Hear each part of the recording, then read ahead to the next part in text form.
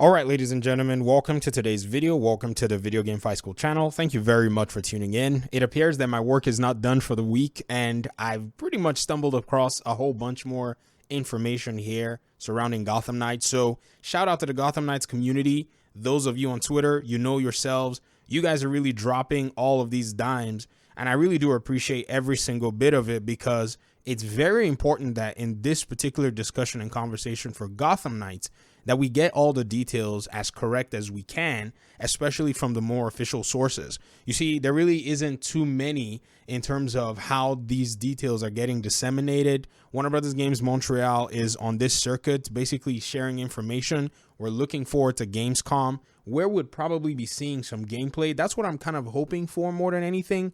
But so far, so good. At the San Diego Comic-Con, I think they have dropped a whole bunch of details that has really been able to serve the community. Now, how we aggregate all of that is left to us here in the community, but we're still making sure that we're exchanging ideas, exchanging anything that we find. And so for now and for this video, we're going to be looking at what Patrick Redding has also teased. And this is from an interview that was actually done with CBR.com. Now, in this particular interview was actually very interesting because the interviewer pretty much asked the question directly and said, what else can you tease that's, pertaining to Gotham Knights? This was a very funny one. So I'm going to go ahead and just play it for you guys so you guys can see this whole thing unfold. I think I have time for one more, and what else can you tease as we're coming up and finding out more about Gotham Knights in the weeks and months to come? Oh my God! Yeah, I've returned. Thanks for throwing me under the bus on that one. Fair enough. That's what. So I mean, I think first and foremost, we've been going through a pretty exhaustive process of showcasing the individual heroes and kind of what makes them special. In particular, how they map to player style, like sort of what your particular approach is, how you like to apply your own tactics to the art of fighting crime in Gotham City. We're going to expand more deeply on that in some of the coming weeks and months to talk even a little more depth about the individual ability sets for the characters. What are the unique moves and the kind of special sauce that each character is going to be bringing to that fight? Because while we have a kind of a common basis in, I've been trained by Batman, I know how to punch and kick and flip and use a grapple gun. It's as these characters evolve through their progression, you are going to see them move in 4 very different directions, and so we'll be able to showcase some of that in the coming beats. Cool. So you guys have heard it by yourselves. This is probably one of the things that some of us have been looking forward to because one thing about RPG games that have abilities is the possibility of them becoming this really generic skill tree that your character would have. Now, I'm not saying that the Gotham Knights skill tree should be super advanced and complex. I mean, they are making 4 different characters, so I can understand if they keep it simple but make it good. That's kind of my opinion, what I feel is necessary for this game. Say if you wanted to compare with the skill tree like something in Batman Arkham Knight, I think that would probably be a little bit more excessive, but if they can pull off something like that for each individual character, then there's nothing wrong with it. We just want it to be in a place where everyone can enjoy their own main and everything that they have to offer. Now, another really cool thing about this is many of us have been talking extensively about the combat within this game. One thing that some people have pretty much set their minds on is how this combat is going to play and how it's going to flow, how it's going to weave into your abilities, and how it's also going to be unique to the different characters.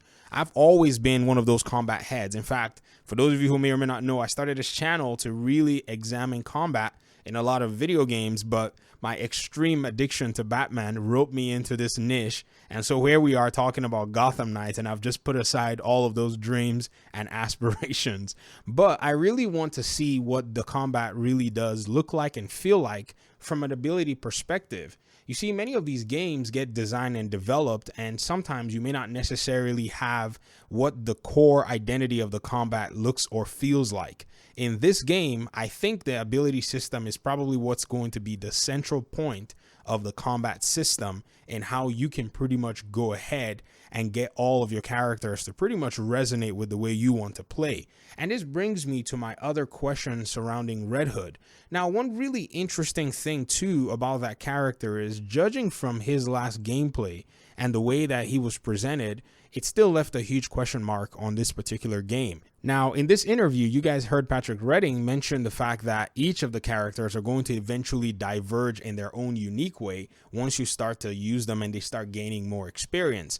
I wonder if Red Hood is in a character archetype that may differ strongly from the expectations that we may have for the character in a gameplay perspective. Now, this is something that is very hard to fathom because many of us have always envisioned Jason Todd as one who is somewhat of a brute in a sense. You know, he's someone who's super physical. He does melee attacks and does projectile attacks as a combination of his fighting style.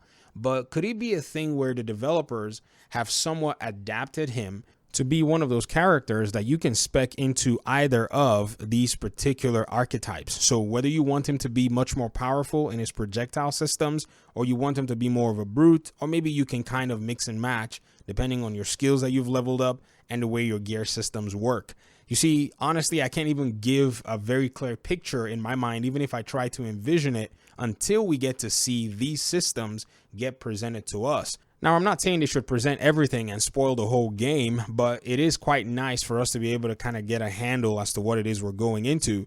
More than anything, I'm sure that the fear is many people are thinking that the game is more than likely going to resemble Marvel's Avengers, but I don't think that's the case anymore. I think from what we've been seeing and hearing, the game is starting to drift into its own identity because the picture is getting clearer. In fact, it's not only drifting from its own identity, it's drifting farther and farther away from the perception of Marvel's Avengers and farther away from the perception of the Batman Arkham games, which is quite interesting. Let's see how this kind of plays out, ladies and gentlemen. Let's see what these skills and these abilities look like before we eventually make more judgment, because I think at that point, it will really help us spell out exactly where it is that we should be in terms of how we assess this game. So I appreciate you guys for listening to the video. I just wanted to go ahead and share this little tidbit. There's more coming, so stay tuned to the Video Game Fight School channel. If you have not subscribed or joined the community, I encourage you to do so. You know how you can stay in touch and stay in the loop. Thanks so much for watching the video, and hopefully we'll talk very soon. Peace out.